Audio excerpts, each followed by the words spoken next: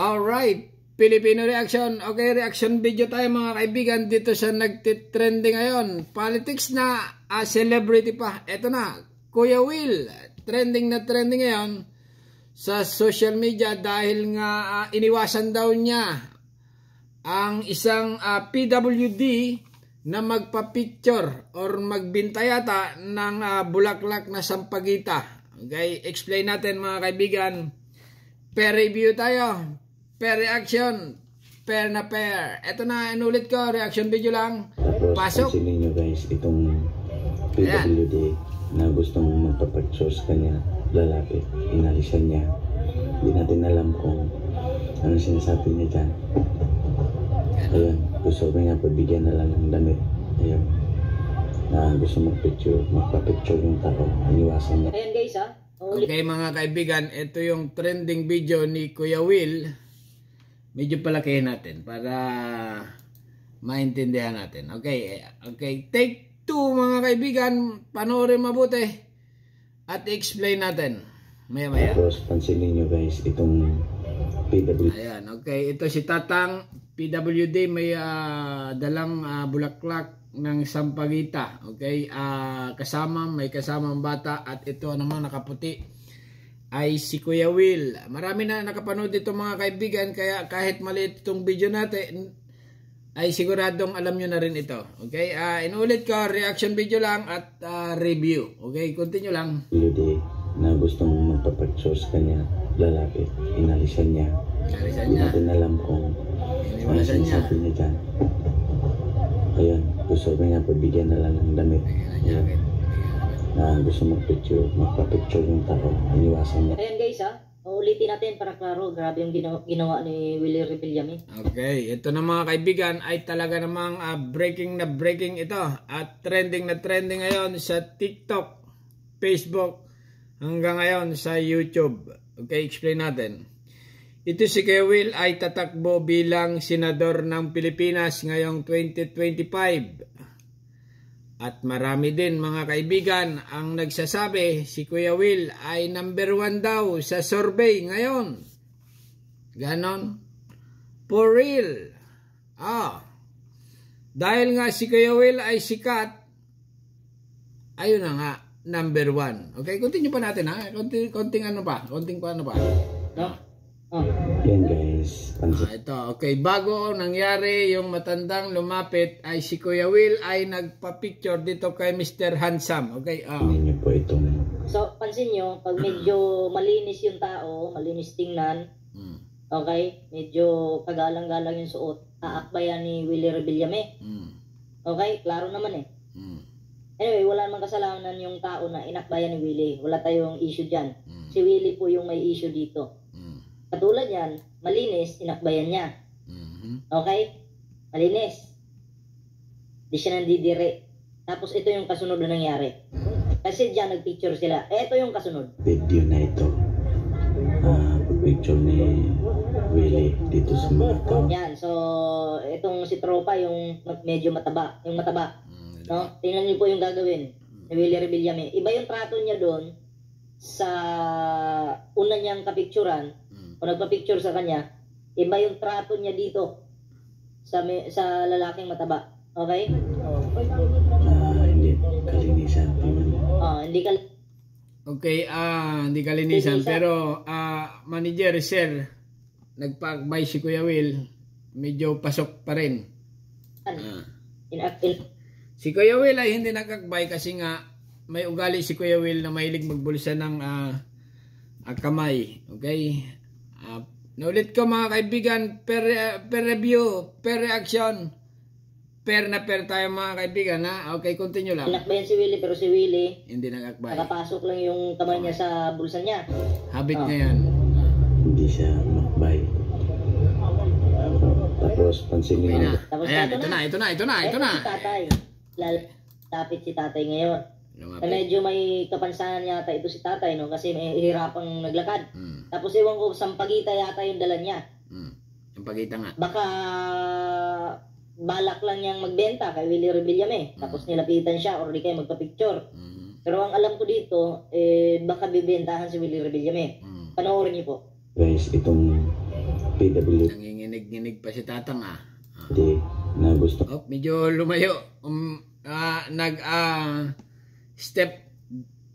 Step back si Kuya Will, magpapag-choose kanya, lalapit, inalisan niya. Hindi natin alam kung ano sinasabi niya dyan. Ayun, gusto niya pabigyan na lang ng damit. Okay, ganyan. Alright, eto mga kaibigan, nakikita ko lang dito kay Kuya Will. Possible na si Kuya Will ay talagang allergic. Possible na immune na, okay, sa mga ganyang tao, okay? Kasi nga, mahirap din naman, halimbawa ikaw, kayo lang, may lumapit sa inyong ganyan, katulad na ito, namamalimas nga ito, okay? Siyempre, katulad natin, ordinaryong tao, ay siyempre, akbayan mo, bibigyan mo, or ano. Si Kuya Will kasi, kandidato ito ngayon. Okay? Sa totoo lang, bilyonaryong tao ito. Bilyonaryong tao. Kaya hindi mo rin maiwasan sa ugali niya ang minsan ay ganyan. Okay?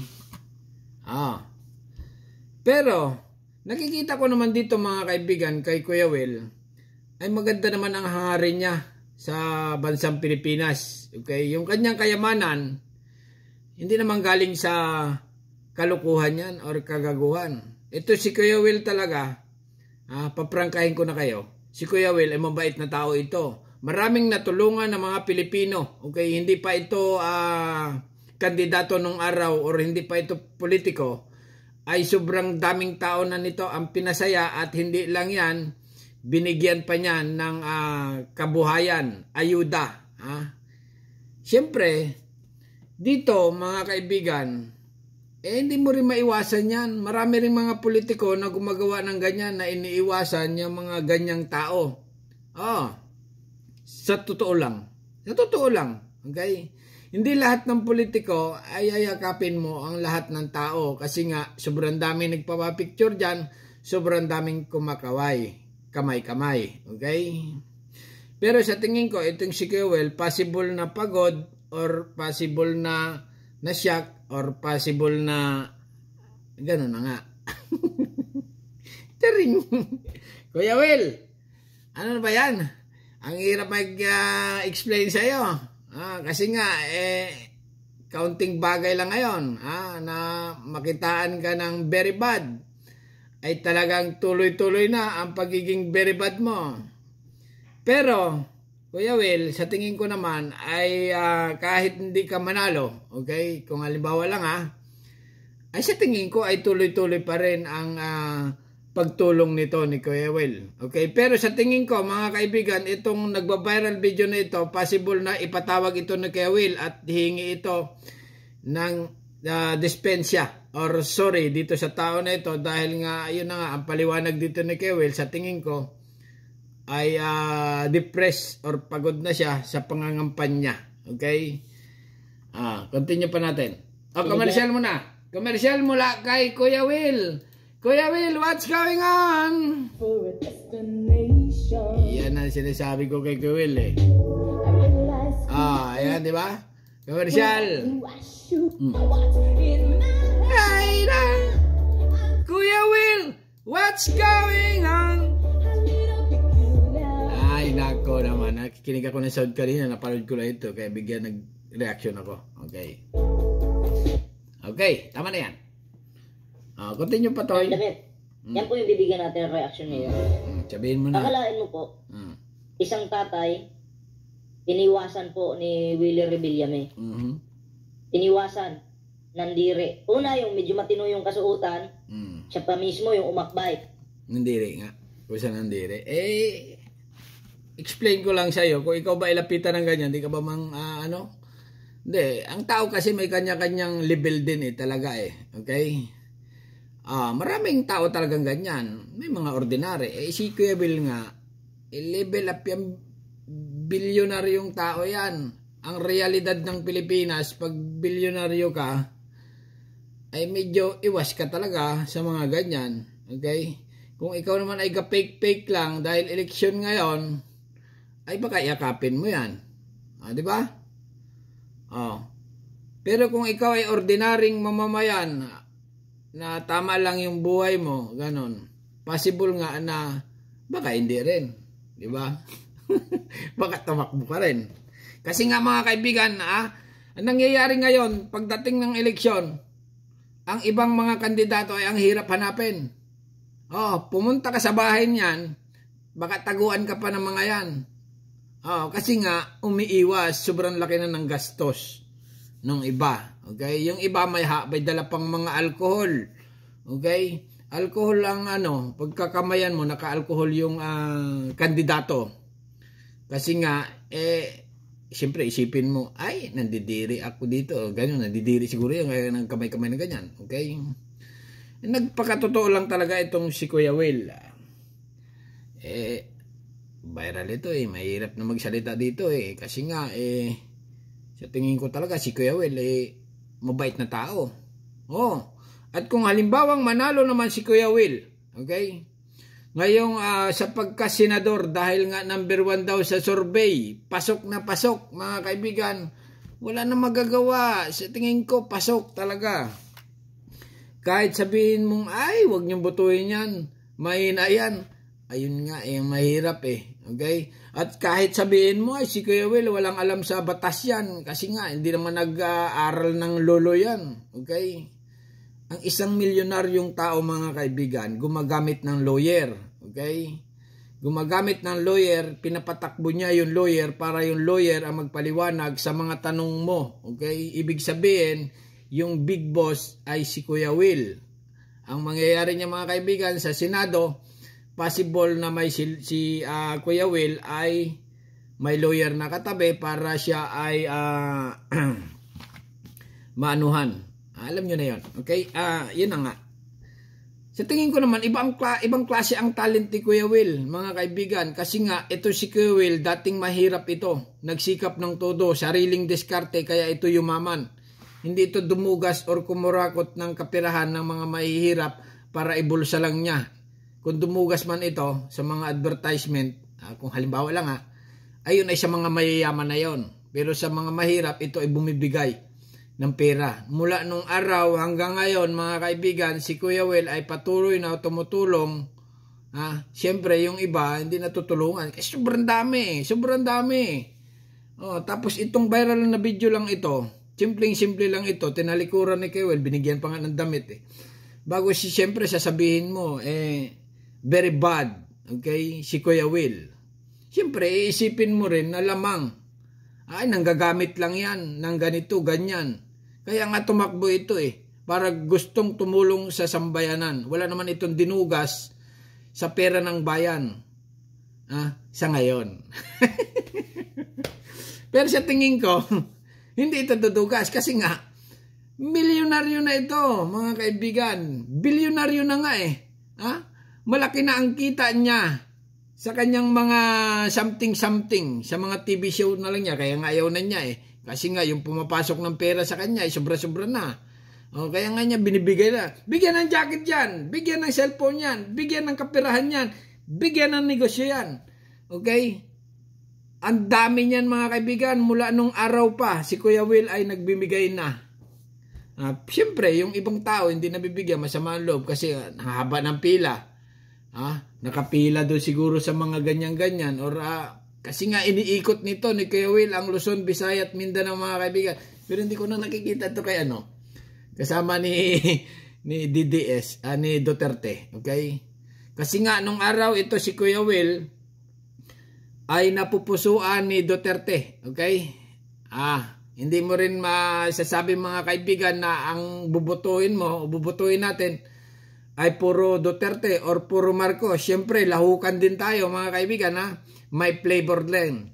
Hindi naman straight voting. Kung ikaw ay straight voting lang pag ikaw ay siguro member ng isang church, ng isang religion. Okay? Kasi nga ang religion, alam nyo na, okay? Pag nagbigay ng papel yan, sinabi niyan, ito ang dapat mong butuin, vote straight tayo, okay? Salagang sinusunod nila yan. Paano naman yung iba, okay? Yung katulad ng Katoliko. May kalayaan pumili ng kung sino. Karambula yung mga kaibigan, kung sino ang bubutuin mo, bahala ka na. Baka butuin mo si Bato. Okay? Baka butuhin naman ito si Lito Lapid. O, di ba? Sasabihin naman isa, walang kwentang senador yan. Bakit mo bubutuin? O, yung isa naman, lalo naman yung iyo, wala rin kwenta. O, di ba? Magulo. O, ang maganda dyan. Yang mga tumatakbo niyan, lahat ng pagkasenador ay huwag mong sisiraan, mga kaibigan. Okay? Siyempre, gusto rin niya na tumulong sa bayan para maglingkod sa bayan. Okay? Maganda nga dito kung halimbawa ma-suggest sa mga pangulo na lahat ng tumatakbo ng sa eleksyon, bigyan ng pwesto sa gobyerno. Kasi nga, gustong magtrabaho sa gobyerno. Mapakonsihal, mapabarangay hanggang sa kwan. Kasi nga, yung ibang tao talaga, wala pakialam talaga na tumulong sa gobyerno. Samantalang ito, kaya tumatakbo. Kasi nga, gustong tumulong or gustong magtrabaho sa gobyerno. Kahit maliit. Okay? Pero yung iba, gustong dumugas din, di ba? Hindi na nga rin maiiwasan natin yan. Okay? Mahirap din kasi, ang isang senador ay sobrang talino, mga kaibigan. Baka matulad tayo sa bansang Valenzuela. Okay? Lahat ng senador nila magagaling na tao. Ayun, nagkarambula. Walang bobo. Ayun, naghirap na ngayon. Di ba? Ganon talaga kung sa school ito, mga kaibigan. Siyempre, may school bukol din, may matalino. Ganon. Ganyan. Alright? Sobrang haba na explain natin, Ito nga, bahala na kayo, magpaliwanag. Bahala na kayo kung anong sabihin nyo dito kay Kuya Will. Talaga namang si Kuya Will. What's going on? Next. Commercial ulit. In the morning and I step outside. Ay, naku, Kuya Will. Ano nang bakit ganyan? Talaga naman. Ay, naku naman, Kuya Will. What's going on? Ayan o, ulit ko, What's going on?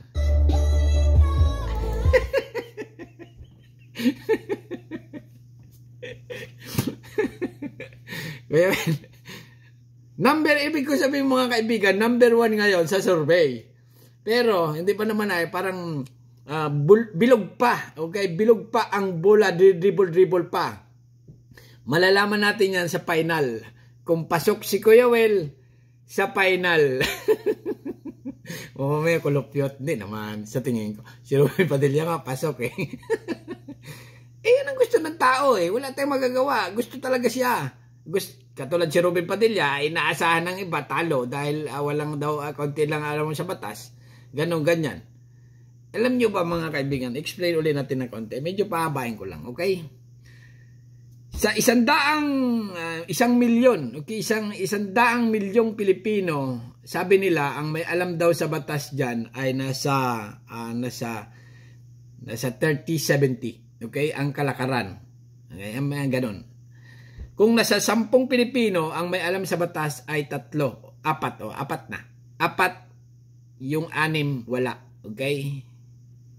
Pag nagbotohan, yung wala at meron, 6. Lamang yung 6, mga kaibigan. Kaya no choice ka, kundi sumunod doon sa 6. Alright?